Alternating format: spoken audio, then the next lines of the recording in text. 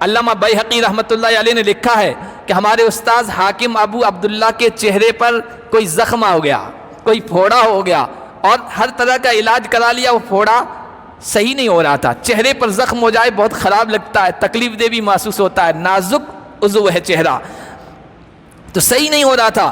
تو ان کے ایک استاذ تھے، ان کا نام تھا ابو عثمان الصابونی، وہ جامع مسجد میں جمعہ پڑھایا کرتے تھے۔ چونکہ جامع مسجد آج کی طرح ہمارے نہیں ہوتی تھی، ہر مسجد میں جمعہ ہے، پورے شہر کے ایک جگہ لاکھوں لوگ جمع ہوتے تھے وہاں۔ تو اپنے استاذ سے درخواست کی، حضرت تقریباً 1 سال ہونے جا رہا ہے، زخم ٹھیک نہیں ہو رہا ہے، ہر طرح کا علاج کرا لیا ہے، آپ میرے لیے دعا کی درخواست کر دیں مصلیوں سے، کسی کی دعا قبول ہو جائے اور میرا زخم ٹھیک ہو جائے گا۔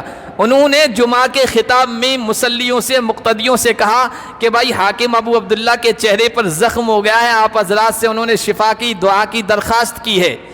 عورتیں بھی آتی تھی جمعہ میں، انتظام ہوتا تھا۔ ایک عورت نے یہ بات سنی، حاکم ابو عبداللہ بڑے عالم تھے، عظمت تھی دل میں، اس عورت نے اپنا واقعہ بیان کیا کہ دوسرے جمعے کو جب وہ آئی تو ایک پرچی بھیجی خطیب کو، تقریر کرنے والے کو، اور الصابونی رحمۃ اللہ علیہ کو۔ اس پرچی میں لکھا تھا کہ پچھلے ہفتے آپ نے شفا کی دعا کے لیے کہا تھا، میں اپنے گھر گئی، خوب رو رو کر ان کی شفا کے لیے دعا کی کہ ان کا زخم، چہرے پر زخم جو ہے وہ ٹھیک ہو جائے۔ میں نے خوب دعا کی، خوب دعا کی۔ رات کو میں سوئی، اللہ کے نبی صلی اللہ علیہ وسلم خواب میں آئے اور کہا کہ حاکم ابو عبداللہ سے کہہ دو اپنے گھر کے باہر پانی کا انتظام کر دے، اپنے گھر کے باہر پانی کا انتظام کر دے۔ انہوں نے کچھ بھی حوض یا جو بھی بنانا تھا پانی کا وہ بنایا، اس میں پانی ڈالا، اس میں برف بھی ڈالا تاکہ ٹھنڈا پانی لوگ پئیں یہاں سے گزرنے والے، اور چند دن گزرے تھے کہ وہ زخم صحیح ہونا ٹھیک ہوگا شروع ہو گیا۔